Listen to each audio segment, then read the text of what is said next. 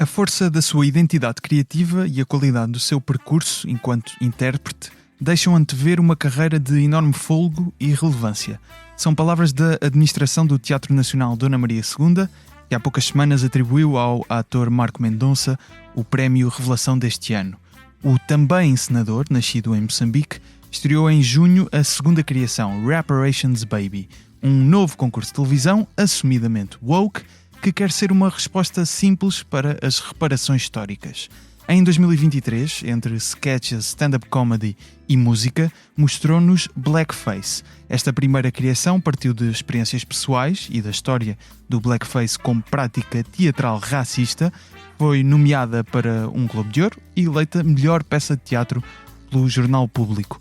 O ator também pertence ao elenco do êxito Catarina e a Beleza de Matar Fascistas, do encenador Tiago Rodrigues, e para o qual é praticamente impossível chegar a tempo de comprar bilhetes. Eu já tive a sorte, felizmente.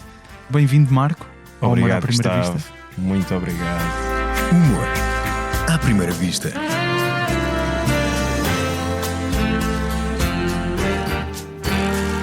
Com Gustavo Carvalho. Lá vai o hacker para o ataque. Passa por um colaborador, passa por dois. Finta VPN e o antivírus grátis. Dá uma revenga na firewall. Olha, vai finalizar o ataque informático. Mas a Vodafone Business faz uma grande defesa. Agora a sua empresa pode ter a melhor defesa contra ataques informáticos. Com os seus equipamentos protegidos com o Trend Micro, a partir de 1,70€ por mês, o seu negócio pode tudo. Together we can. Vodafone Business. Vamos começar pelo Blackface, a tua primeira criação, também foi o primeiro espetáculo que vi teu. Porquê que escolheste o humor especificamente para abordar um tema como o Blackface? A primeira resposta vai ser muito simples, que é: eu gosto muito do humor enquanto linguagem, principalmente como espectador, sempre foi uma coisa que eu consumi bastante. E indo assim por uma resposta um bocadinho mais conceptual ou de explicação sobre o processo do espetáculo, basicamente o tema eu já sabia que eu queria trabalhar antes de eu começar a escrever. Eu já tinha essa grande vontade em mim de falar sobre este tema e de também usar isso como um pretexto para aprender mais sobre ele. E então, durante a pandemia, assim, naqueles momentos de muita frustração criativa e de não saber se o futuro teria alguma esperança sequer, a nível de trabalho, a nível de propostas, oportunidades, eu pensei, vou se calhar pensar em criar as minhas próprias oportunidades. E na pesquisa sobre este conceito, né, esta prática racista, o blackface, popularizada nos Estados Unidos em meados do século XIX, o humor era uma parte preponderante, muito importante destes espetáculos de variedades, né? Os minstrel shows. Exatamente, minstrel shows que envolviam pessoas brancas pintadas de preto a ridicularizar as pessoas negras na altura escravizadas nos Estados Unidos. E mesmo quando a abolição da escravatura apareceu, esse tipo de espetáculos chegou a Hollywood? Chegou a Hollywood, chegou a muitos sítios. Foi importado pela Europa também. Eu até estive a ler um pouco, porque não conhecia a história também, e há alguns historiadores, estudiosos no tema, até apontam que já existiam casos no Império Britânico, nas colónias britânicas, até antes do período da escravatura nos Estados Unidos. Sim, há quem teorize sobre isso, né? Sim. Até na altura do Shakespeare, para peças como o Otelo ou o Titus Andronicus e tudo isso, como eram só homens a representar as peças de Shakespeare, homens brancos, pressupõe-se, né? Para fazerem personagens como o Otelo, um homem negro, e o Aaron, o Moro também do Tito Andrónico, tinham de à partida pintar a cara. Eles pintavam ou escureciam a pele com um material qualquer, ou usavam tecidos escuros nos braços e nas cabeças também, para representar essa negritude, né? esse escurecer da sua pele. Mas é isso, então.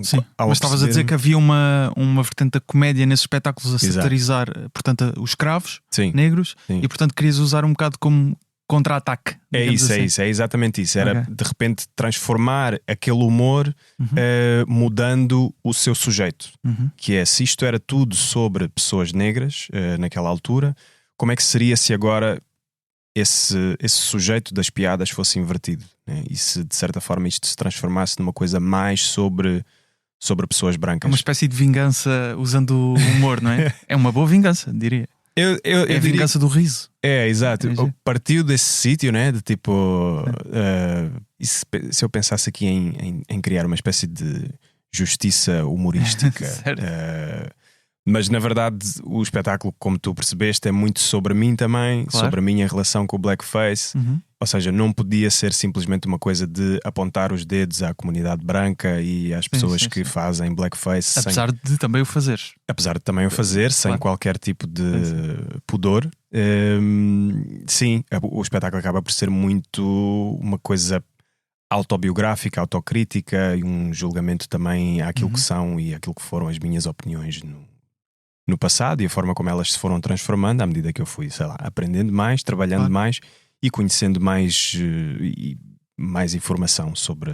E para Essas um primeiro coisas. espetáculo que criação tua, obviamente com o apoio de várias pessoas, mas partes para um tema como o blackface, que não é muito abordado em teatro, né, na arte Sim. em geral. És o encenador, obviamente, és o ator que está em palco, a única pessoa que está em palco. Fazes sketches, fazes música, fazes stand-up comedy, assim um grande cocktail de artes, e é a primeira vez que estás a fazer um espetáculo em nome próprio. Como é que foi esse processo de... Parece que é muita coisa ao mesmo tempo, É. pela primeira vez, digo. Sim, houve assim muitos momentos de o que é que eu estou aqui a fazer, né? Se calhar estou a dar um passo maior que a perna, mas o que me salvou foram as pessoas que eu convidei para trabalhar comigo. Ok. Acima de tudo, o Espaço Alcântara, que foi quem soube do projeto através de terceiros, soube que eu tinha este projeto na gaveta e contactou-me para falar sobre o projeto e eventualmente criar qualquer coisa a partir desta ideia que eles sabiam que eu tinha.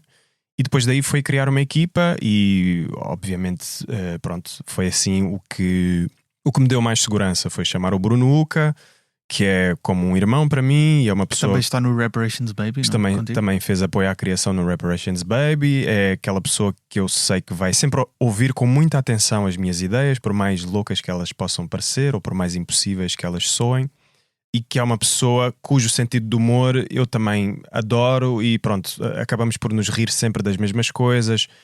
Já trabalhámos juntos algumas vezes e então isso era assim um porto seguro para mim, como braço direito para este projeto e para qualquer outro que eventualmente surja também. E que influências são essas que têm ambos da comédia? Que nomes é que influenciava? Eu conseguiria dizer alguns, acho eu, mas gostava de te ouvir falar. Sim, olha, eu não sei, acho que não posso falar muito por ele aqui, né? Porque obviamente teremos Sim, referências mas- muito diferentes, mas o formato de stand-up é uma coisa que ambos gostamos muito, sendo que para mim o stand-up é uma coisa que já consumo compulsivamente desde os meus 11, 12, 13 anos, Ok, fixe. a ver vídeos do Eddie Murphy no YouTube. Certo. E tudo o que houvesse disponível no YouTube, tudo o que eu não tivesse de pagar para ver, Uhum. e na altura eram sobretudo excertos, né? Hoje em dia já vejo muito mais especiais de comédia completos, mas ia desde Eddie Murphy, Chris Rock, Jamie Foxx, sobretudo nomes norte-americanos, Uhum. afro-americanos especificamente, que foi assim que eu comecei efetivamente a... E é uma grande fatia e importante na história da stand-up comedy Sem comediantes dúvida, afro-americanos. sem dúvida. Richard Pryor, Exatamente. e pronto, eu cheguei... É chamada Black Comedy. Black Comedy, exatamente. Comecei também mais nessa altura também se calhar a conhecer, se calhar a meio da adolescência, a conhecer nomes como George Carlin, Louis C.K., que entretanto deixei de dar tanta atenção Por alguma razão. por alguma razão. Sim, sim. Mas ouvi dizer que já voltou, Já voltou, e já, que tem feito... já fez Madison Square Garden, se não estou em erro. Exato, mas a falar também sobre o A falar sobre o escândalo, assunto. né? Sim, sim. Ele Pronto. logo, aliás, ele veio a Portugal atuar e falou do escândalo passado um ano e tal, talvez. Trevor Noah também. Trevor Noah, claro. Diria claro, que sim. notava noutra, talvez até na construção daquele daquela parte final, Uhum. Bo Burnham. Bo Burnham, certamente, certamente. Bo Burnham, que também já acompanho desde os seus momentos de youtuber. Conhecia pouco o seu trabalho como youtuber, mas é isso, a partir dali dos espetáculos do tipo Make Happy Exato. ou What. Eu acho que o final do teu espetáculo tem muito do Make Happy. Do Make Happy, tem. Não é? Foi certamente uma das Até em inspirações. termos de luz. Achaste? Achei que Boa, isto boa. eu acho que isto Boa. vem daqui, a influência, não é? É, toda aquela coisa do can I say my shit? Exato. Yeah. Exato. É, exato. E é basicamente isso que eu estou a dizer nesse momento Sim. final do espetáculo. Que Sobre é, outro assunto completamente Exato. diferente, mas sim. Tenho umas coisas a dizer Exato. e é um momento de confissão, né? Exato. E é isso, pronto. Bo Burnham sempre foi uma grande referência para mim. Como vários outros nomes, na verdade, como o próprio Trevor Noah também, que eu conheci mais tarde, já, sei lá, acho que já na vida adulta é que comecei a prestar atenção ao trabalho do Trevor, quando ele começou a fazer as suas primeiras digressões nos Estados Unidos e apareciam uns vídeos no YouTube, então eu comecei a prestar mais atenção, mas também, na verdade, o que me fez ter o Trevor Noah como uma grande referência foi o livro dele, o Born a Crime. Born a Crime. Já conhecia a comédia dele e Cá adorava. editado pela Tinta da China em Cá Portugal. editado pela se Tinta da quiserem China. Um livro que eu recomendo muito, muito, muito mesmo. procurar. Eu também. Subscrevo. Porque eu estava a ler o livro e aquilo parecia, em muitas partes, em muitos momentos, parecia que alguém estava a escrever sobre a minha infância também. Porque pronto, eu nasci no país ao lado e tive uma infância. Não posso dizer que foi parecida à do Trevor, porque ele cresceu num contexto muito específico. África do Sul. África do Sul, apartheid, exatamente. que é só dos horrores mais determinantes daquilo que é a identidade da África do Sul neste momento. Ou seja, em Moçambique não havia esse tipo de segregação, de separação, mas pronto, as cicatrizes do colonialismo ainda estavam bastante presentes, né? E eu, pronto, tive a sorte de nascer filho de pai português, embora a minha mãe seja moçambicana. Eu acho que é a mistura perfeita. Eu acho que fui assim abençoado pela mistura perfeita. Não por ser um português e uma moçambicana, mas por serem este português e esta moçambicana especificamente.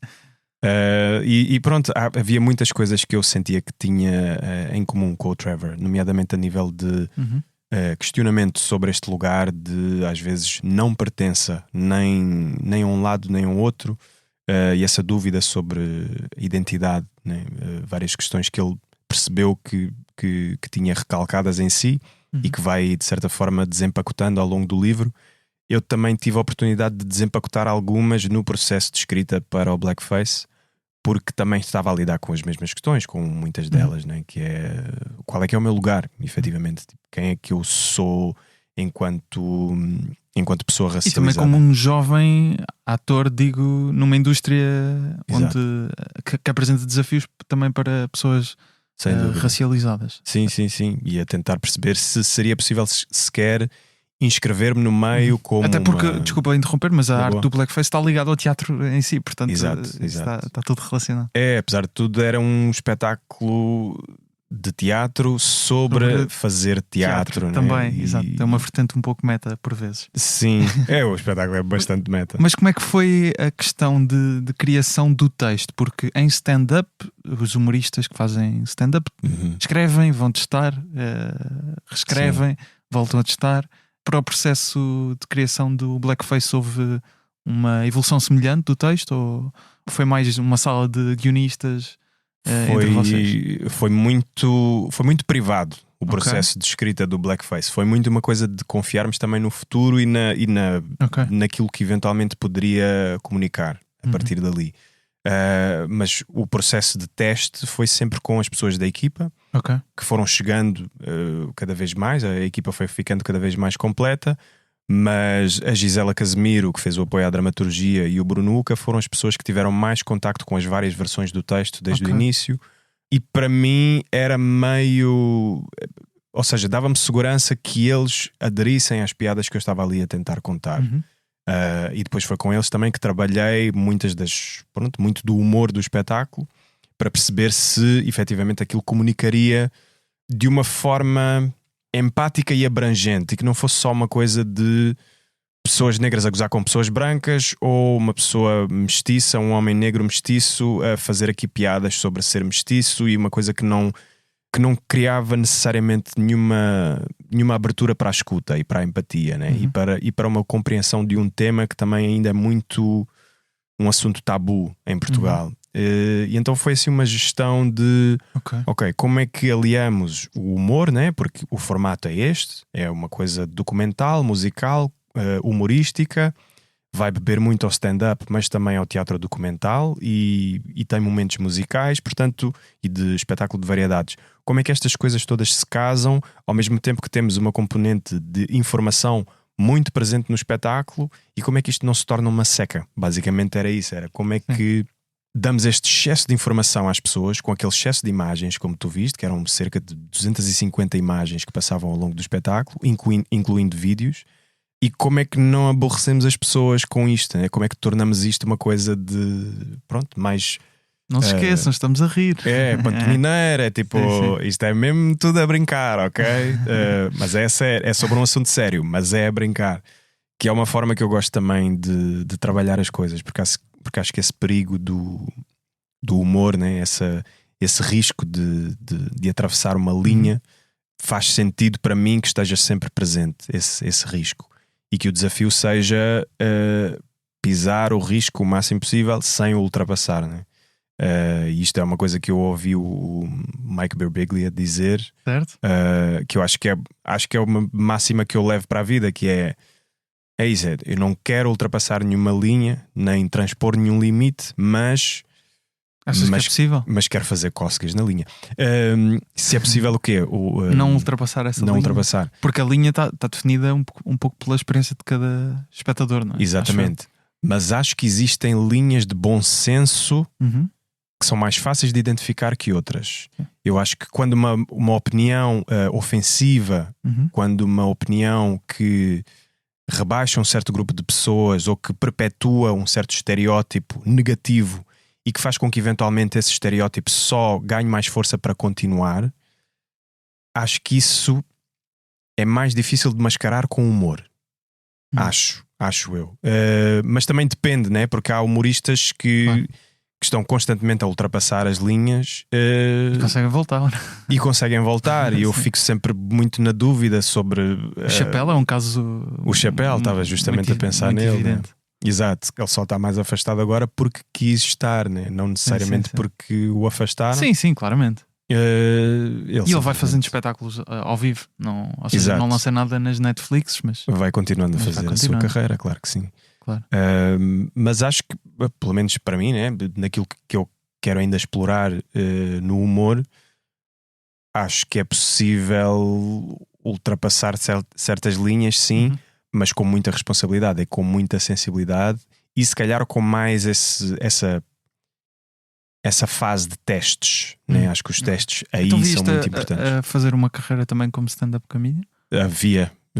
Yeah. É assim meio que um guilty dream, estás a ver? Daquelas coisas que é tipo, eu acho que não teria uma capacidade para chegar ao nível daqueles que eu admiro muito, mas é uma coisa, mas já foi um sonho muito grande para mim. É tipo, e porquê é que ficou de lado então?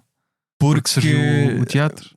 Porque surgiu o teatro e porque é isso, acho que prefiro também trabalhar o humor noutro tipo de projetos, porque gosto muito de escrever para cena, mas não necessariamente escrever para mim. Então, mas nunca foste assim, agora vou ali a um bar só ver como é que isto é? Só 5 minutos. Já fui a bares de comédia. Não, estou a dizer atuar. Atuar não. Sim.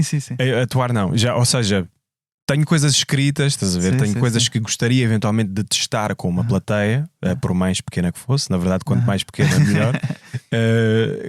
Mas é isso. Chega ali um momento em que eu penso, pá, não sei se. Mas vais tendo convites ou não? Convites para isso. Para ir para às vezes ir atuar, fazer stand-up? Não. Okay. É isso.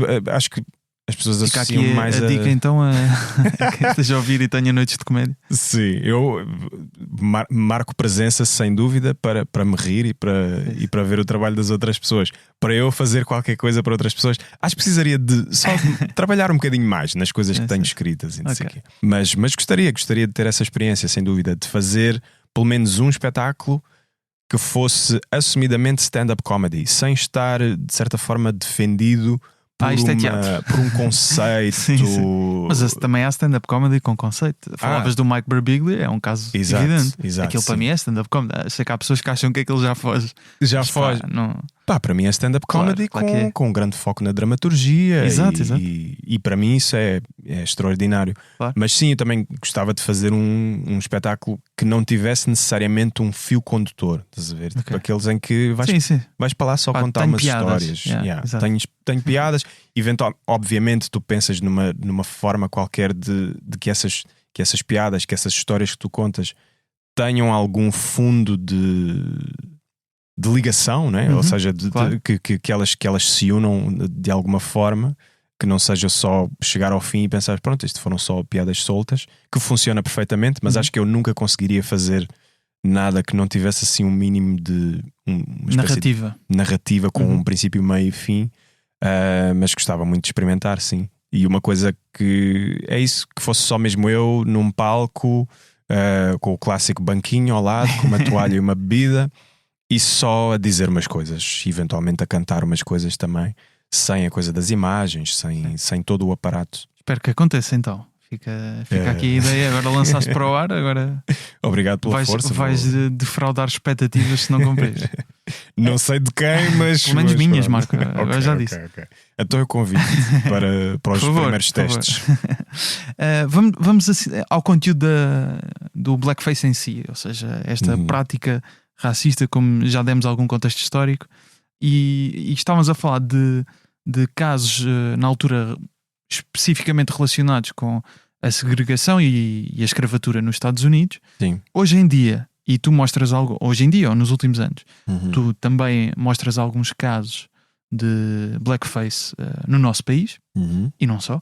O que vemos normalmente são pessoas a pintar a cara de negro para imitarem ou uma personagem ou uma pessoa que existe.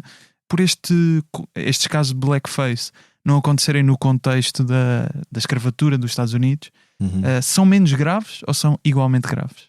Eu acho que são igualmente graves, porque parte do mesmo sítio de silenciamento e invisibilização de uma fatia da sociedade. Ou seja, é um sentido de propriedade que diz: nós temos o direito a gozar convosco, mesmo sabendo que a sociedade é perfeitamente injusta convosco. E eu acho que isto é um princípio muito errado, que é, se nós vivêssemos numa sociedade super harmoniosa, em que tu vias tantas pessoas negras como brancas em lugares de direção, em que tu vias elencos de séries, de filmes, de teatro, comentadores na televisão. Como? Comentadores na televisão. Ou seja, se tu visses esse equilíbrio de igualdade e de representatividade na sociedade portuguesa e nos meios de entretenimento portugueses, talvez o espaço para esse gozo, para a comédia, né? Talvez o espaço para a comédia não tivesse tantos limites, né? Não é que tenha limites, mas há muitas pessoas que ficam ofendidas com esse tipo de humor porque é a única forma em que elas se veem representadas. É nesse tipo de humor que as rebaixa, que as ridiculariza, que as caricatura, né?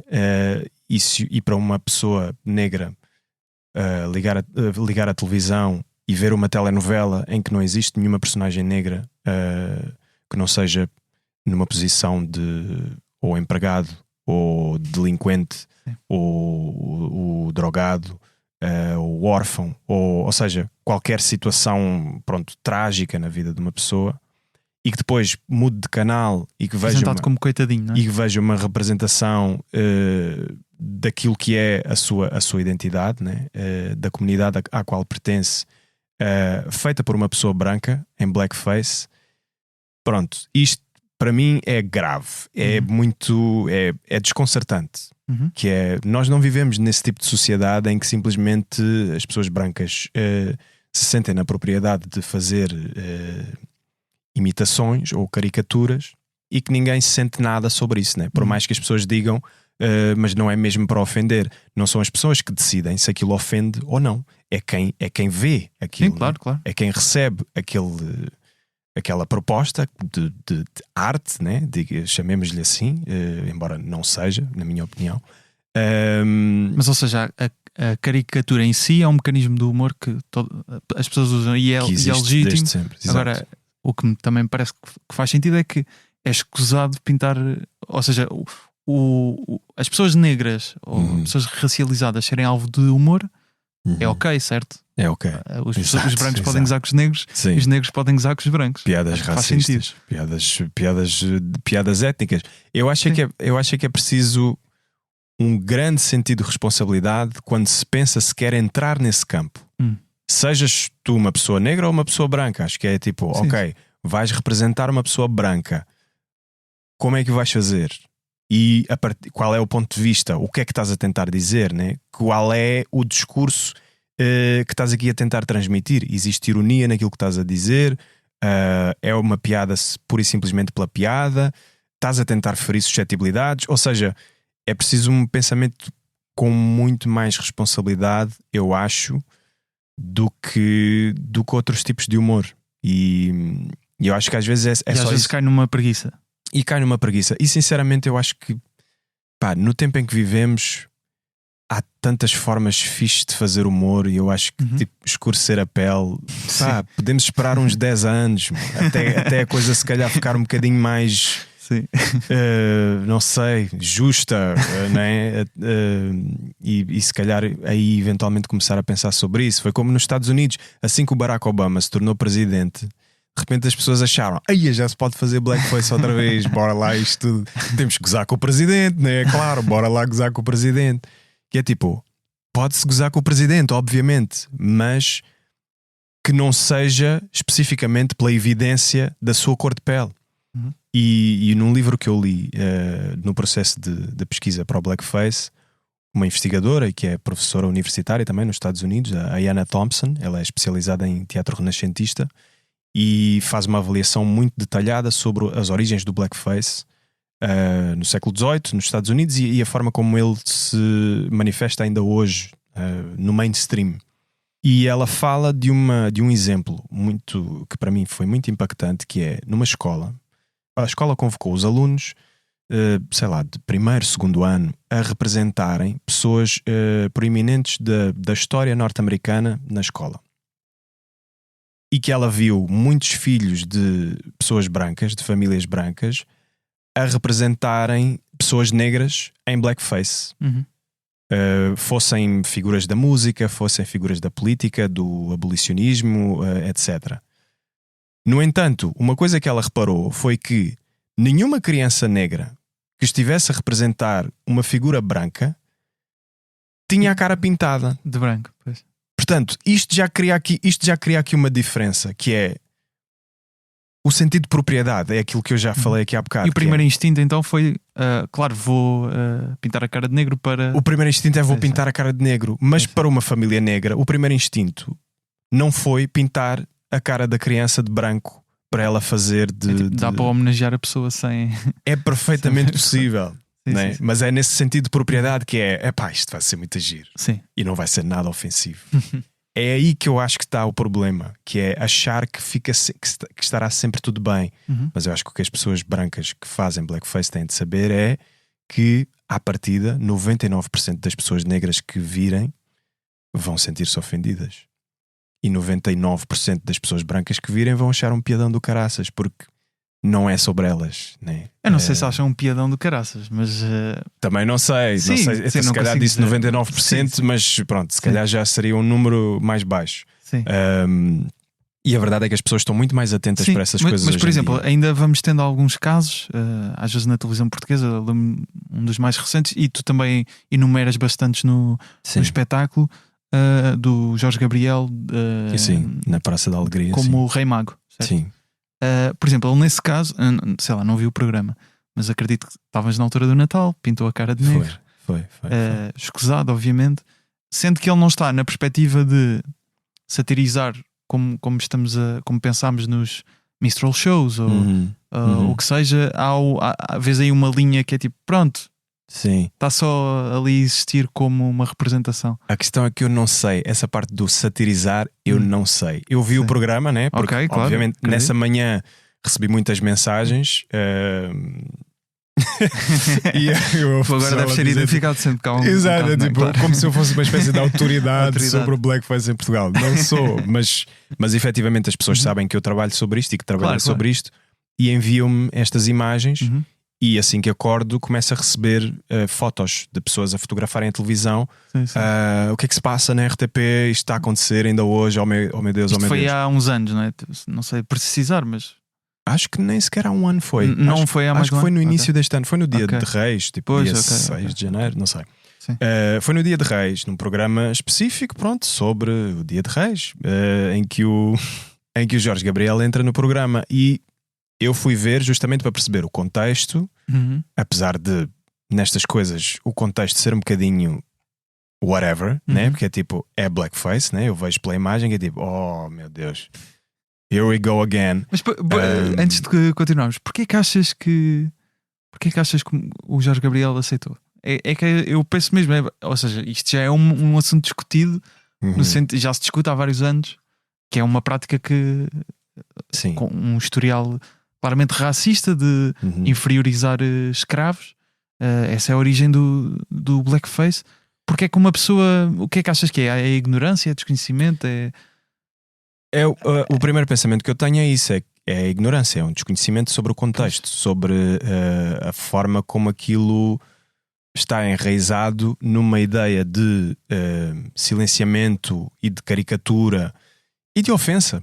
Aquilo está colado a uma coisa muito grave, né? Que é ainda uma coisa sintomática do nosso país, que é o racismo estrutural, que é as pessoas acharem que não há problema em fazer-se todas as coisas possíveis, seja no âmbito humorístico ou não.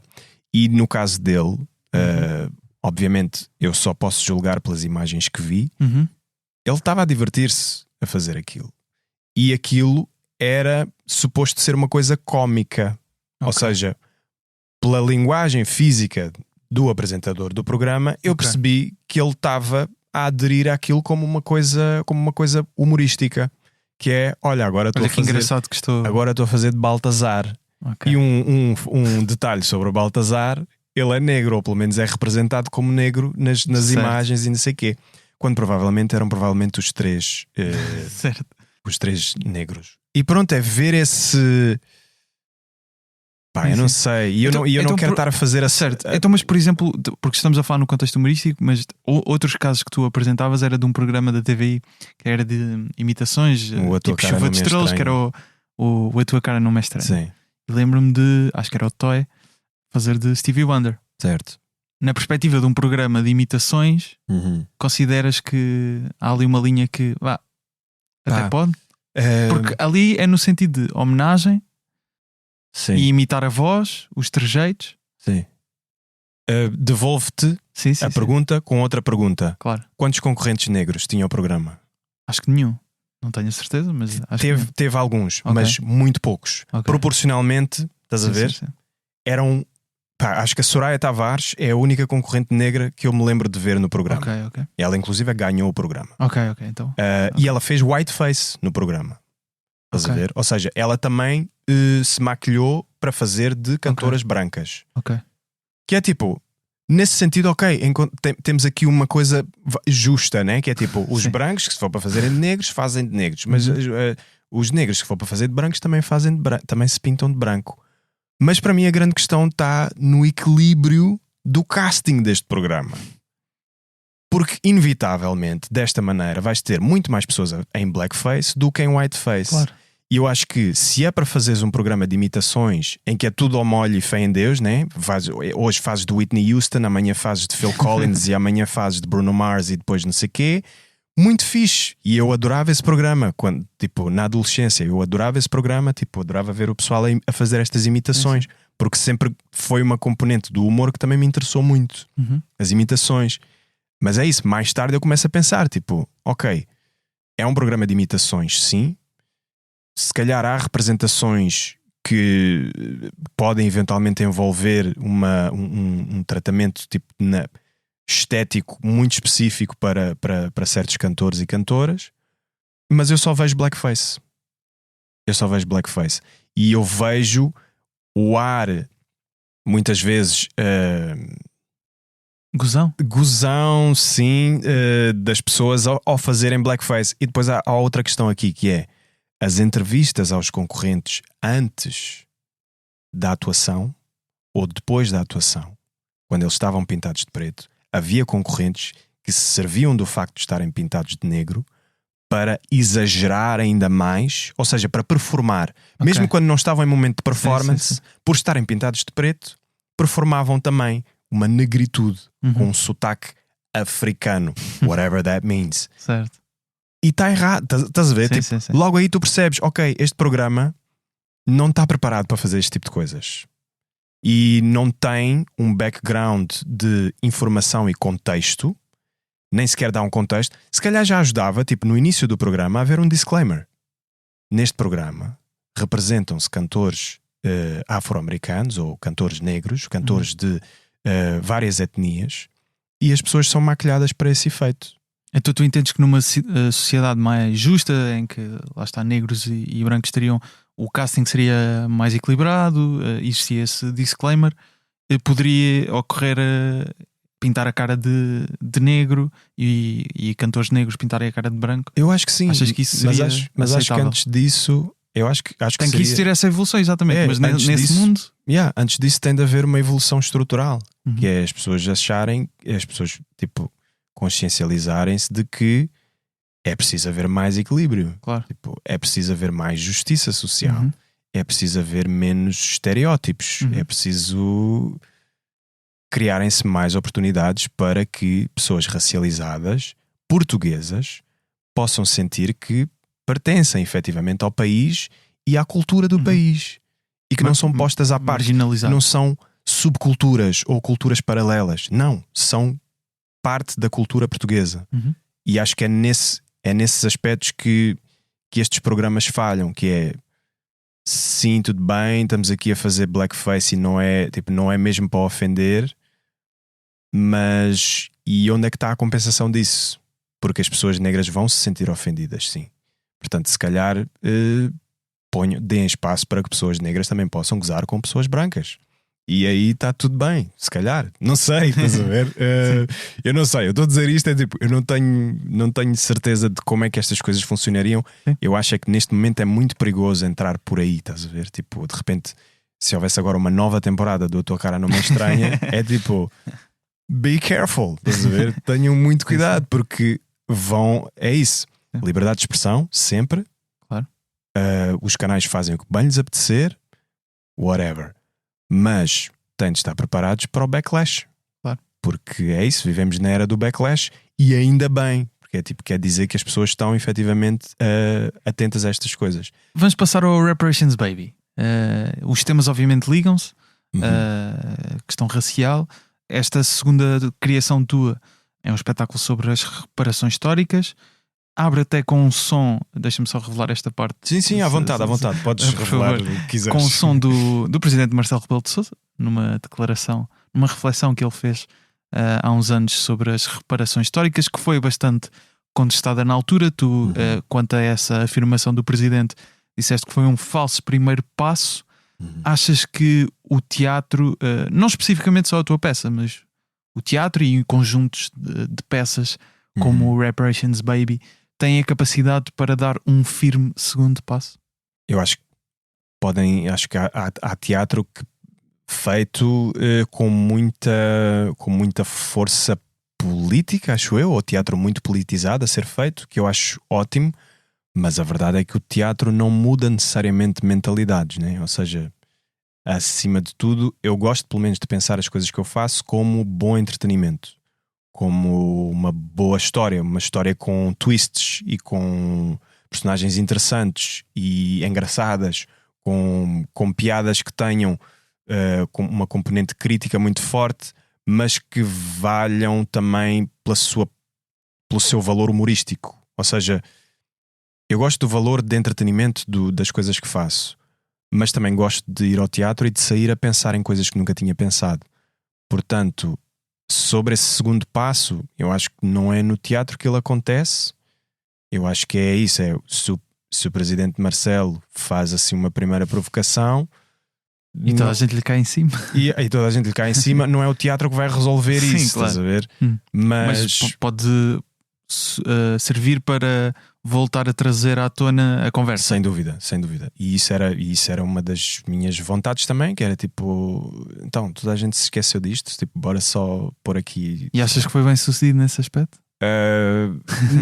Eu não consigo fazer assim um mapeamento definitivo sobre a discussão que isto possa ter gerado, mas sei do feedback que recebi que, pronto, muitas pessoas ficaram, de certa forma, surpreendidas com o facto de isto não ter mesmo dado em nada.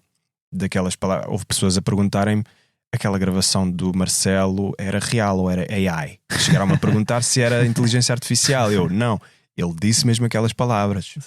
Foi há pouco mais de um ano, foi tipo há um ano e meio. Okay. Foi pouco depois do Luís Montenegro ter sido eleito pela primeira vez primeiro-ministro. Então já foi governado aí então?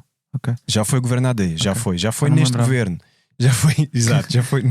Quer dizer, foi na versão um bocadinho mais suave deste governo. Mas e depois todas as pessoas, né? Incluindo o primeiro-ministro na altura, plano de reparações. Nunca ouvi falar disso. Tipo, ninguém anda a falar disso. Não há planos para nada disso neste momento em Portugal. Temos assuntos mais importantes a tratar.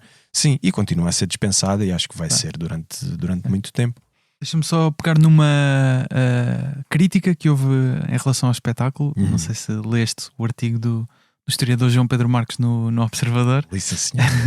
Ele criticou a peça apontando falhas nos números apresentados, afirmando que o assunto das reparações, e estou a citar, está digerido e resolvido, e que o espetáculo, e estou a citar, não é história e geralmente nem sequer é verdade. Certo. Estavas à espera de reações deste género?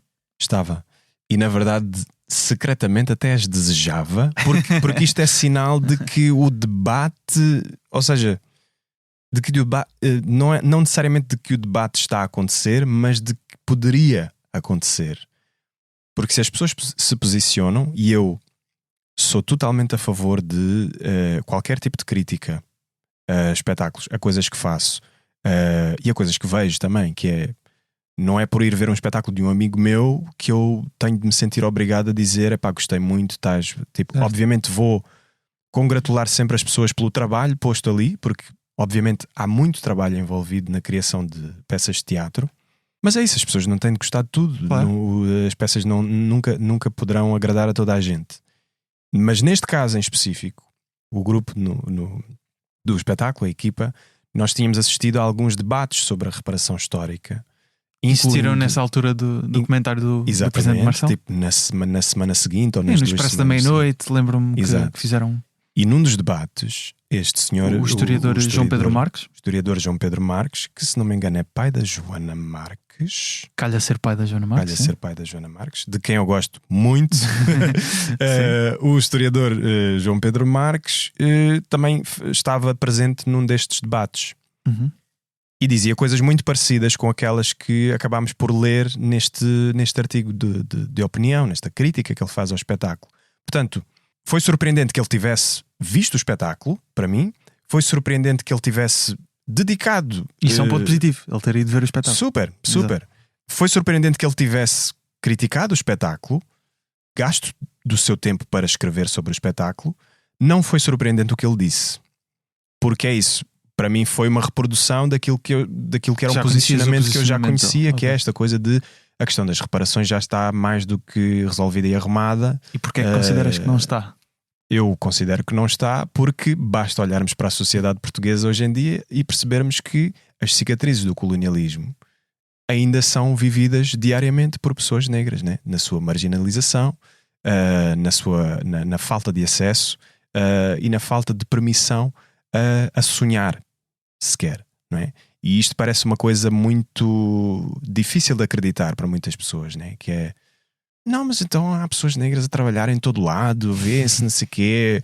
Mas se olharmos para a estrutura do país, para a estrutura das principais instituições do país, é muito facilmente que percebemos que pessoas racializadas, nem estou a falar só de pessoas negras, pessoas racializadas não têm acesso, pura e simplesmente. Não são chamadas para entrevistas, não são consideradas para certas posições, mesmo tendo competências para isso. E às vezes mesmo tendo mais competências do que outras pessoas brancas, muitas delas filhos, sobrinhas, enteadas, netas de pessoas que já estão no poder nessas instituições. Dá-se muito mais primazia a esta ideia de nepotismo, troca de influências, manter o círculo o mais fechado possível, do que efetivamente abrir os horizontes e abrir as cabeças. Mas sobre o funcionamento das instituições, quanto a isso eu não tenho nada mais a dizer, porque não sei como é que essas coisas funcionam. Eu só sei aquilo que vejo, e aquilo que vejo é que faltam pessoas negras a fazer coisas. Faltam pessoas negras e nem preciso de ir longe, mais longe do que a minha área de trabalho. Desculpa interromper, isso era a forma primordial de reparação histórica? A primeira forma de reparação é Portugal decidir que tem de fazer terapia. Portugal é um país que precisa urgentemente de terapia, que é reconhecer que o seu passado é horrível. Não tem nada de glorioso, não tem nada que se possa glorificar ou romantizar. Nada. Absolutamente nada. Tudo o que foi o domínio colonial português não teve zero de coisas positivas. E as pessoas insistem a dizer, não, mas demos o português e demos a religião e demos whatever, who cares? O que é que seria destes países sem intervenção portuguesa, né? Provavelmente seriam países muito mais desenvolvidos hoje em dia. Nesses próprios países, né? nas antigas colónias portuguesas, as cicatrizes também são sentidas. Porque, ou seja, são países muito jovens ainda, né? E sendo países muito jovens, ainda existem muitas coisas também que estão frágeis, dependentes de apoios internacionais, porque foram deixadas, né? Porque foram primeiro que tudo colonizadas, e porque o processo de descolonização e de independência, que era extremamente necessário, também deixou muitas feridas e muitas marcas que hoje em dia ainda se sentem. E já nem me lembro qual é que era a tua pergunta, mas não, pronto, eu estava a perguntar se a forma primordial de reparação histórica seria também essa maior igualdade social, de mais oportunidades para pessoas negras, e porque tem-se discutido a questão das reparações históricas também noutras democracias europeias. Em alguns países até avançaram com algumas medidas. E depois discute-se muito se é ok, mas é o quê? É valores monetários, é a devolução de obras de arte, é questões sociais, seja cotas inicialmente, até atingirmos um patamar mais de maior igualdade. E em qual é que te revias mais em termos de, não que tenhas que te rever mais, não pode acontecer todas, sim. Mas se achavas uma mais prioritária que outras? É muito fixe a pergunta, no sentido em que é fixe pensar sobre isso, né? Qual é que seria a forma certa de reparação? É isso, como tu viste no espetáculo, eu não dou necessariamente uma resposta, certo? Porque também acho que o teatro sabemos, não serve um para concurso isso. de televisão à partida não era boa ideia. Exato. Mas é isso, eu acho que a reparação primeiro é interna, é de Portugal consigo mesmo, é de Portugal olhar para si mesmo e perceber que é terapia. Tem muita coisa mal resolvida. E acho que, havendo mudanças cá dentro que sejam estruturais, em termos de justiça social, o primeiro passo, a primeira fase fica feita para eventualmente se pensar numa segunda fase. E aí sim podemos pensar se calhar em devolução de obras ou de artefactos, né, trazidos de forma não consentida, roubados das antigas colónias. Podemos pensar em compensações monetárias, se isso se justificar, e se os países visados no processo o entenderem também.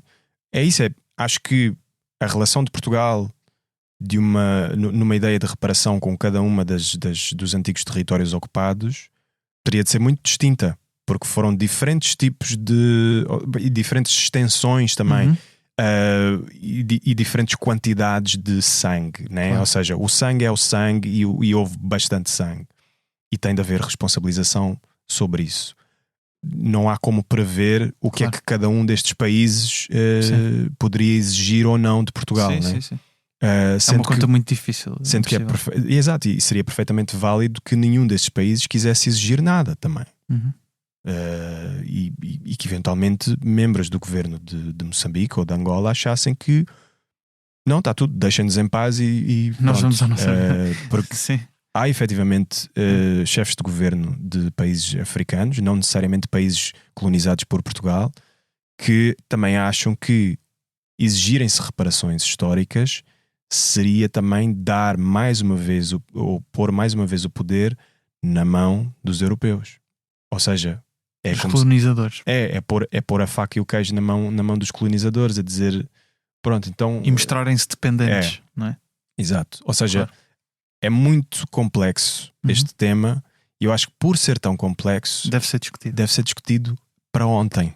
Estavas aqui a falar de uma espécie de terapia. Achas que, e falámos de alguns humoristas afro-americanos, e vamos ouvir, aliás, a tua escolha, o Michael Shea, que também liga com a conversa que vamos ter, já quase no final do episódio vamos ouvir esse certo.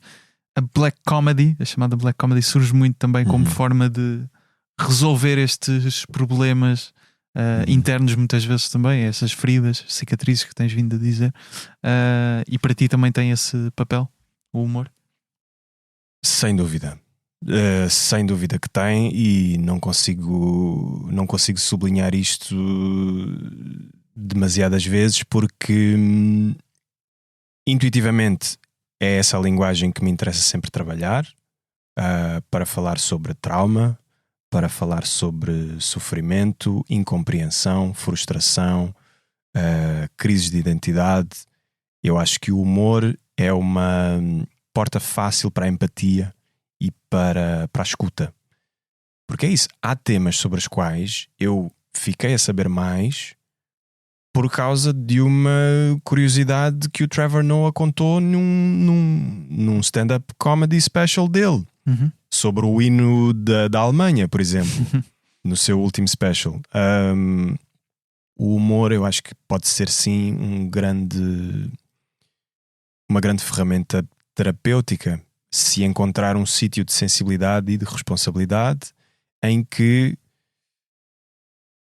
sim, por mais que se crie um incómodo, podendo ou não ferir suscetibilidades, porque isso, infelizmente ou felizmente, não sei, para mim é mais infelizmente, no humor vai acontecer sempre, né? Sim. Há sempre alguém que se vai sentir ofendido, por mais que a piada tente ser inclusiva ou politicamente correta, haverá sempre alguém a achar aquilo estranho. E muitas vezes dentro se a piada tiver como alvo, digamos, da piada, sim, a comunidade negra, às vezes há pessoas dentro da comunidade afro-americana, estou a pensar no caso dos Estados Unidos, que vão gostar e outras que não vão. Há casos disso, até históricos. O Chris Rock tem um texto muito conhecido que é sobre Black People versus N-word. Exato.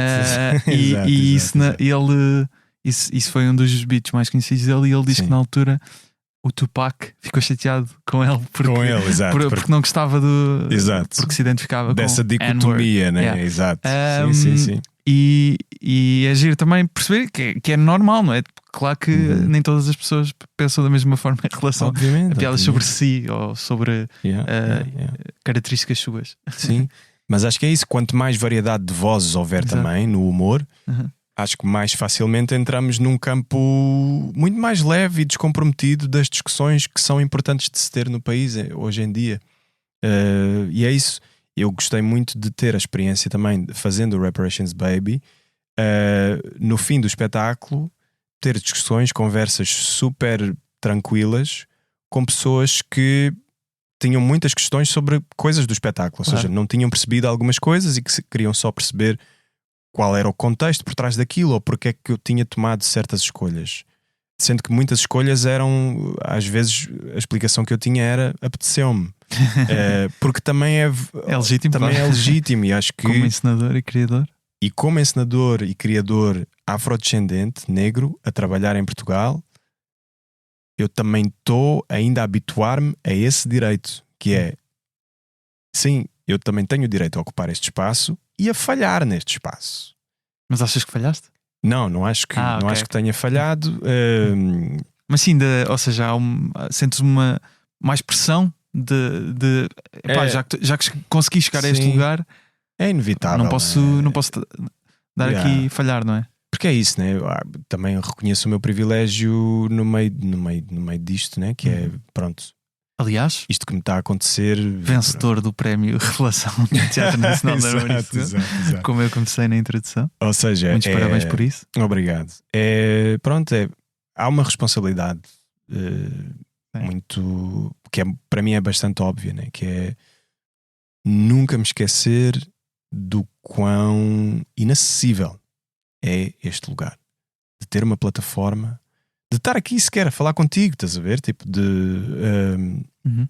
de eventualmente de ser convidado para este tipo de conversas, de podcasts sobre humor, não necessariamente sobre questões políticas, mas claro que falamos tudo, falámos sobre isso, mas pronto. Ou seja, se calhar quanto mais vezes pessoas negras foram convidadas para estes contextos, Uhum. menos se vai falar daquilo que as trouxe aqui nas primeiras vezes, né? Não sei se me estou a fazer entender, mas é claro. isso. Acho que é um trabalho de normalização. Que é, vamos normalizar a pluralidade cultural e étnica do país para efetivamente cada vez menos pessoas se sentirem ofendidas com coisas, né? com quase tudo o que se faz no humor e na... Deixa-me só acrescentar que tu vences agora este prémio Revelação do Teatro Nacional Dona Maria II, sendo que estagiaste no Teatro Nacional Dona Maria II. Estagiei. Portanto, é de estagiário o prémio Revelação. Sim, foi assim ainda um momento full Acrescenta circle. aqui. E agora, com esta bolsa, já estás a pensar num novo projeto de criação? É assim, este prémio não é necessariamente uma bolsa, é um prémio monetário. É um ou valor seja, monetário, é sim, um valor claro. monetário. Se não é uma bolsa no sentido de não te estão a dar este prémio monetário para criar necessariamente. Não. No meu caso é para investir em criptomoedas. Estou a brincar. Mas é isso, é basicamente para eu fazer o que quiser com esse dinheiro, estás a ver? Eu é que estou a assumir que já estás a pensar numa. Sim, há ideias, Claro. há ideias. Pronto, agora lá está. Há ideias, mas não seria com 5 mil euros que eu hoje poria em ação, Sim, estás a sim, ver? Porque pronto, teatro requer dinheiro. Pá. Sim. Deixa-me só perguntar-te antes de fecharmos. O Reparations Baby, obviamente, teve agora algumas datas. Acredito que possa ter mais no futuro. Mas Espero o que Blackface, sendo um projeto de 2023, tendo estado nomeado a melhor espetáculo de teatro nos Globos de Ouro, o público elegeu o espetáculo como melhor peça desse ano. E quantas vezes é que o apresentaste no total? Eu diria umas 12. 12. Ou seja, era interessante e eu gostei do espetáculo, gostei muito do espetáculo. Portanto, acho que era fixe se conseguires apresentar mais vezes. Sei que não depende só de ti, Sim, mas é uma ideia que tens? É sobretudo uma ideia. É uma ideia minha e também das pessoas da Mónica Talina e da Carolina Gameiro que estão comigo a fazer essa produção, essa tentativa de uma difusão mais alargada do espetáculo. Claro. Mas na verdade nunca se sabe bem, né? o que é que as pessoas, o que é que os teatros estão à procura, tipo, para a sua programação. Há teatros que têm lógicas de programação muito específicas, há outras que estão mais dependentes daquilo que é o governo, o governo das próprias câmaras municipais, etc. Ou seja, há muitas condicionantes à mistura. Câmaras municipais, estejam atentas então. Exato. O mercado ter um e-mail. Câmaras, teatros, vereadores. Sim, não, mas fiquem atentos fica ao aqui inbox. o apelo para quem seja programador cultural e esteja a ouvir. O certo que escolheste é do espetáculo Michael Shea Matters, obviamente aqui uma referência ao movimento Black Lives Matter.